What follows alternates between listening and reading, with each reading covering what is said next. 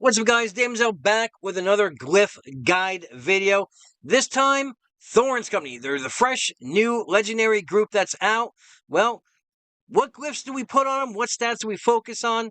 Let's talk about it.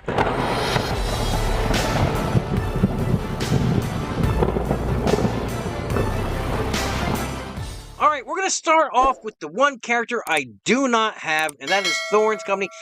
Sorry, not Thorne's Company. That would be Thorne Oaken Shield, because, yes, I did not have the Goblins raised up to unlock him, or as some would say, because obviously we do not.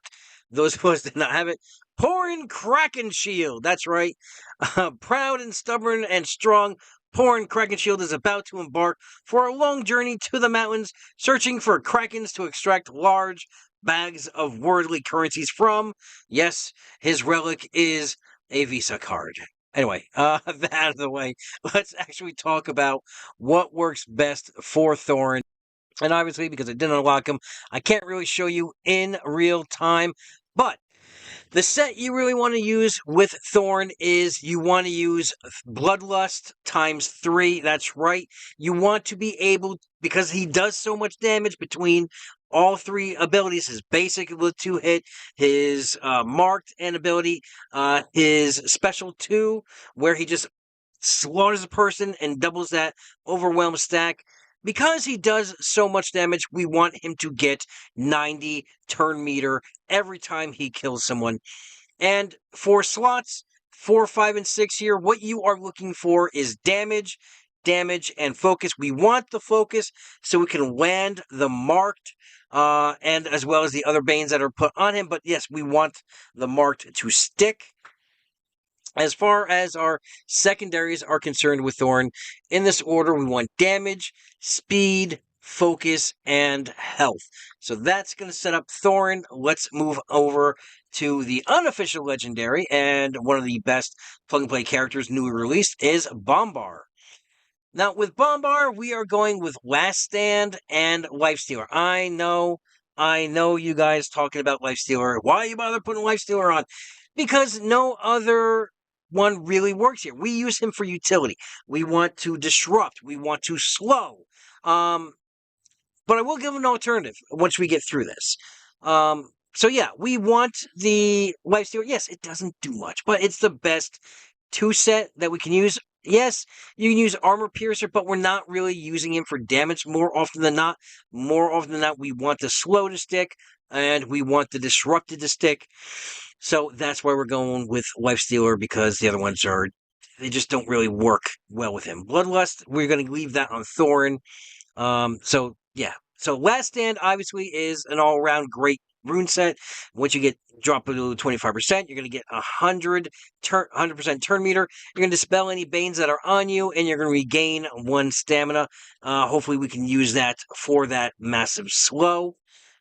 He's actually the best character right now for flow control, you know what I mean? The flow of battle, depending on with the slows, with turn meter, with just basically everything. I think he's going to be very, very important no matter where you put him. As far as slots 4, 5, and 6 are concerned, we are going with the primaries health, and yes, again, health. We want a nice big pool for him because, yes, he is technically a tank. He doesn't have a provoke or anything like that, but he's going to be soaking a lot of hits, so we want that big health pool in there. As far as our secondaries are concerned, remember, we're looking for at least 3 of the 4 secondaries. If you get all 4 on a good roll, fantastic, good for you. You all know my luck, it sucks, so I'm sticking with 3 out of the 4. Later on down the road, if I pick up another rune that's going to have that 4th, then obviously I'm going to slap that in its place. But right now, currently, if to raise above level 5, I'm looking for 3 of the 4. And those secondaries are going to be in this order: speed, health, armor, and then resistance. Again, we want those tank qualities for him. And yes, we want him to go fast, so we want to stack speed on top of him. So let's go to the other leader of the group, who you could use as a full Thorne's Company without Thorne, and that would be Biffer. Because Biffer's kind of in a weird place right now in the meta. If you had Thorne unlocked, then what I would do as a raid team, I would, for certain chapters, I would substitute Biffer out and put Bilbo Baggins in, and I would just run it that way. Bilbo is going to be great for just, stealing buffs and then giving them back out again, or dealing the Banes that are on you out to your enemies. And yes, he can steal Nimble. Yes, he can steal Unbreakable. And he can, if he gets marked in Chapter 3, yes, he can actually transfer stacks onto the enemy. I still have not seen this work yet. I'd like to see some footage. If anyone has any links to footage of Bilbo Baggins doing this, please hit me up on Discord or let me know in the comments down below. But Biffer, let's bring him up. With Biffer, we are using a Lembas set and a Armor Piercer set. Yes, we want to be able to get our energy out a little bit quicker. Yes, it's only 2 at the beginning of fight, and yes, again, when we first use an ability. And yes, I know he starts off full energy across the board, but I know that one stamina is going to get wasted. I get that. But this is going to allow you to, be able to get one off on cooldown and get it up right away. And that's basically why we're using it. Oh, also on Bombar, the other idea I had is to set him up like Ironhide and put a full set of Bloodlust on him, so that when he does use that AoE slow and he does damage, if he does kill anybody, he can get 90% turn meter. But again, it's going to need, it's just a theory right now. He's not a full damage dealer like Ironhide, so obviously it's probably not going to be the best bet for him. Let's continue on with Biffer. So, Biffer, right, we said. Lembas, Armor Piercer. Obviously, we're doing Armor Piercer just so that he does a little bit more damage with his basic.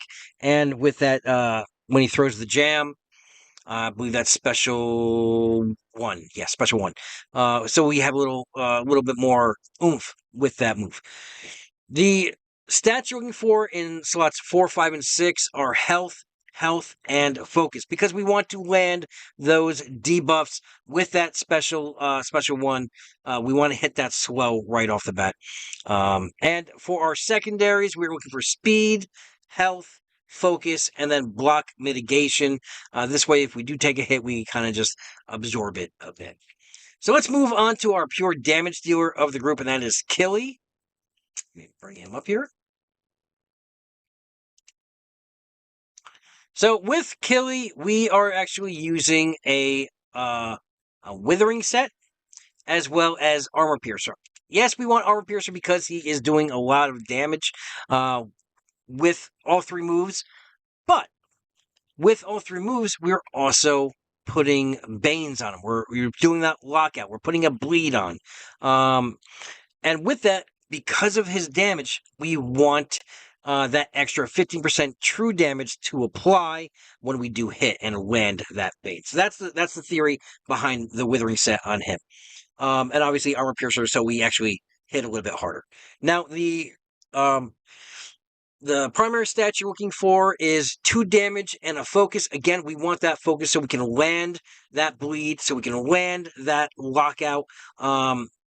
We want to be able to land all these Banes so we can get that 15% true damage to kick in from the Withering set. As far as secondaries are going, you're looking at basically damage across the board. But in this order, you want just straight up damage, then crit chance, then crit damage, and then we want speed as the last one. Obviously, any combination of these 3 are going to help you. So the best 3 that you can possibly get on a glyph, that's where you want to go. So let's move on to Philly, our healer. I believe he's that way. Yep, there we go. And with Philly, again, we're using the Lembas set, and we're going to use the Lifestealer. I know it's a staple for the healers that I'm usually doing, but because there's really no other, better way to go. Yes, you can use Last Stand, but we really would rather have the additional stamina, so we can get that heal off quicker, so we can hit that expose.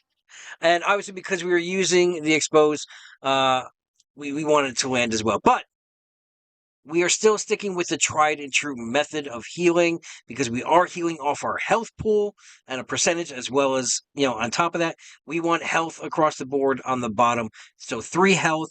And as far as our secondary traits are going, we want health, speed, block mitigation, and then resistance.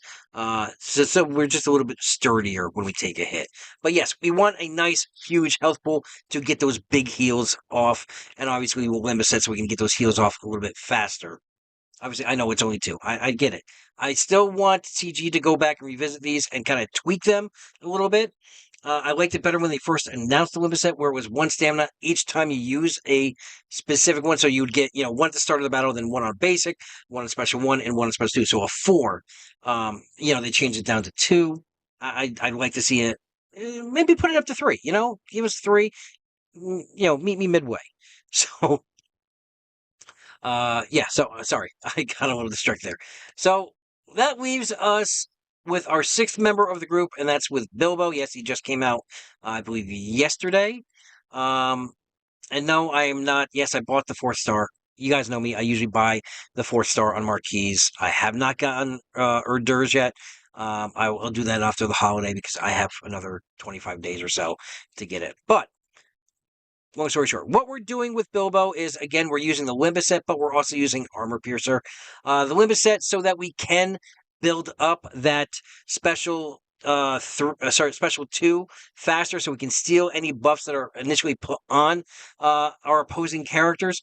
We want to be able to use that special 1 a little bit quicker. I think we can use that right off the bat anyway, though. But this way we can build up that treasure hunter so we can actually steal the moves a little bit quicker, the buffs, and divvy them out. The primary stats you're looking for in the bottom. Oh, we're using Armor Piercer also because, yes, he does hit with some of these moves. His basic, his special 2 does damage, and his special 3 does damage. So obviously, he's more utility than anything else. He's support. So yes, so those hits aren't going to be hard. So we want to just give him a little bit more chance to do a little bit extra damage. So that. I lost my train of thought. Oh, sorry. Primary stats. I'm sorry. It is late at night. I'm almost at the end of my shift. So, okay. So we need 2 focuses and a health. We want as much focus as we can stack. So yes, we can steal all those buffs. We can divvy out those banes that are landed on top of us. We want to make sure everything sticks. So yes, focus, and then health. And as our secondaries, we want focus, then we want speed, health, and then damage. So those are our secondaries on this. And yes, it is a great group together. Unfortunately, again, most of us did not get Thorin, but even this group right here will still work very well, especially with Biffer's leadership ability. So you can have somewhat of a good raid team here, not as good as with Thorin, but Thorin is more PvP orientated anyway. And in closing, like I was saying before, but the choice between Biffer and Bilbo, if you have Thorn, it really just comes down to a defensive or offensive approach of how you're going to go about. Biffer provides a hard provoke for Bombar, while Bilbo opens doors for the Dwarves' Fury to take effect. So I hope you guys found this informative, entertaining, all that good stuff. Also, thank you guys for subscribing to the channel. We've hit 250. The channel is taking off, and I'm loving that fact. I'm loving bringing this information to you guys. It's just fun for me, and I love giving back to the community, especially with games that I really enjoy playing. So with that, have a great week, have a great weekend, adventure safe, and good luck to you and your fellowship.